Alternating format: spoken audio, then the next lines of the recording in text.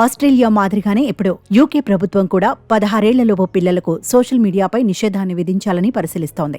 UK technology secretary Peter Kyle online భద్రతను నిర్ధారించడానికి ప్రధానంగా పిల్లల కోసం ఏం చేయాలో అది చేస్తామని ప్రకటించడం ప్రస్తుతం చర్చనీయాంశంగా మారింది.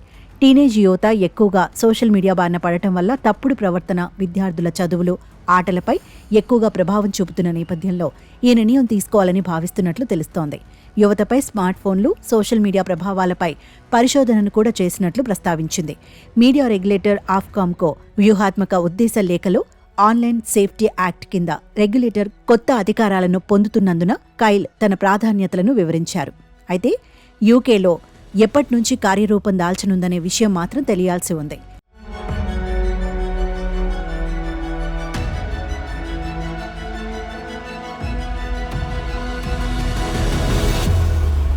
ఇప్పటికే అమెరికాలో కూడా చిన్నపిల్లలు మెటా, ఇన్స్టాగ్రామ్ ఉపయోగించే విషయంలో కొత్తగా కొన్ని ఫీచర్లను అమల్లోకి తెచ్చారు. పిల్లల్లో సోషల్ మీడియా వినియోగంపై పేరెంట్స్ అనుమతి తీసుకునే విధంగా మార్పులు చేశారు.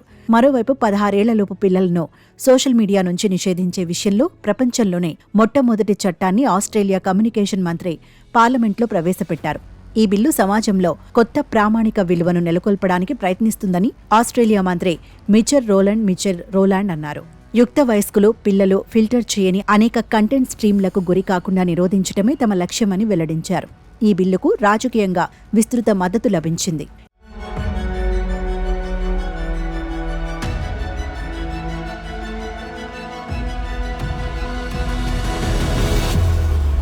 ఇది చట్టంగా మారిన తర్వాత ప్లాట్ఫామ్లకు వయోపరిమితిని ఎలా అమలు చేయాలో తెలుసుకోవడానికి 1 సంవత్సరం సమయం ఉంటుందన్నారు.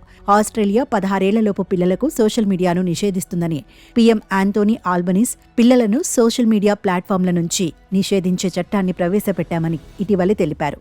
ఈ క్రమంలో యువత ఆరోగ్యం, వారి విద్యకు మద్దతు ఇచ్చే సందేశ సేవలు, ఆన్లైన్ గేమ్లు లేదా ప్లాట్ఫామ్లపై పరిమితులు ఉంటాయని రోలాండ్ తెలిపారు. 14 నుంచి 17 సంవత్సరాల వయసు గల ఆస్ట్రేలియన్లలో దాదాపు 3/2 మందే మాదక ద్రవ్యాల దుర్వినియోగం, ఆత్మహత్య, హింసాత్మక కంటెంట్ను ఆన్లైన్లో వీక్షిస్తున్నారు. దీని ద్వారా అసురక్షిత ఆహారపు అలవాట్లను ప్రోత్సహించే విధానం పెరిగింది. దీంతో పాటు 18 ఏళ్లలోపు పిల్లలు ఆన్లైన్లో అశ్లీల చిత్రాలను యాక్సెస్ చేయకుండా నిరోధించే మార్గాలను కూడా ఆస్ట్రేలియా పరిశీలిస్తోందని ప్రభుత్వ ప్రకటన తెలిపింది.